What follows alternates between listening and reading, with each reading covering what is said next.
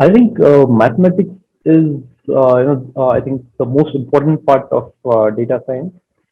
I think the whole stack of knowledge which is being advertised right now for anyone to become a data science, right? I think out of all of them, or most of the programs probably focus more on the ML part, right? Machine learning or deep learning side, wherein they just teach what boosting, bagging, all models, linear regression, logistic regression, and stuff, right? However, all you using if you know about all those, or if you read about all those models, right? What you will know is how to apply your model to any data, right?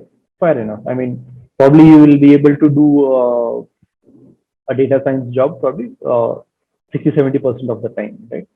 However, the remaining 30% of the time, I'm sure you will fail, right? Because that is when you will encounter complicated questions, right? Like if someone comes back to you and says, wants you to actually check whether actually your model made a difference in production or not, right?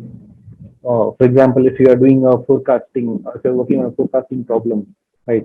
And if you want to check whether your model actually made a difference to the business, right? Whether their cost decreased, their efficiency increased, whatever, right? In that case, I mean, this is one of the examples wherein you will need to come back to basics of data science, that is mathematics, right?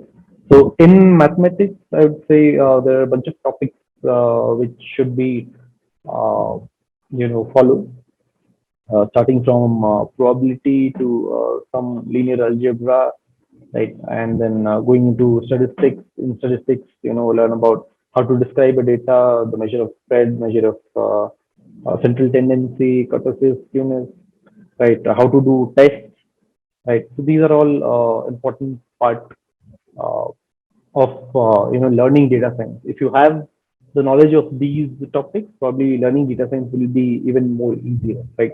For example, if you talk about bagging or boosting with anyone, right? It doesn't make sense if you don't know probability and you're working already on bagging and boosting, because bagging and boosting are based on probability. And if you have not read the project, that means your basics are not strong and you're directly jumping into using some package, right? In that case, you are not working as a data scientist. Rather, you're just a software engineer who knows how to use a package, right?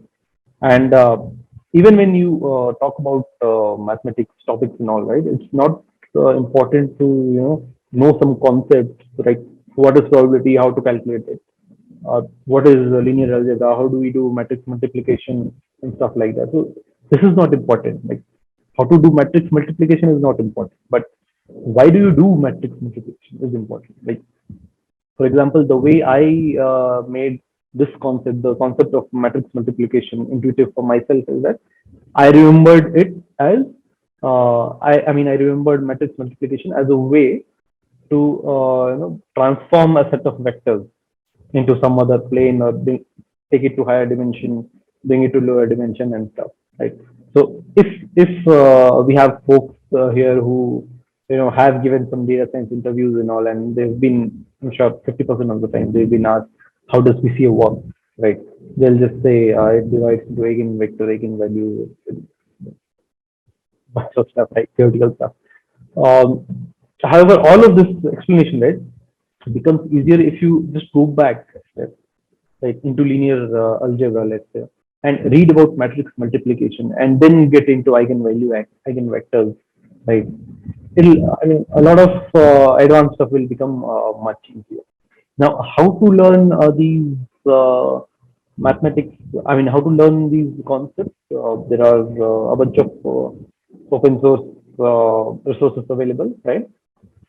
You have Khan Academy, you have Three Blue One Brown YouTube channel, right? You have StatQuest YouTube channel, right? Or you know, probably a bunch of courses on Coursera, right? Options are unlimited, right? However, what in the industry, right? In the edtech industry, it has been seen that around there is a dropout rate of 82 to 85% of the cases when it comes to self-learning, right? Self-paced learning. So if you come into that bracket wherein you are not feeling motivated when you take any self-paced learning, you can go with any paid courses with a menial fee, probably even Board Infinity, right? Yeah, that's about it.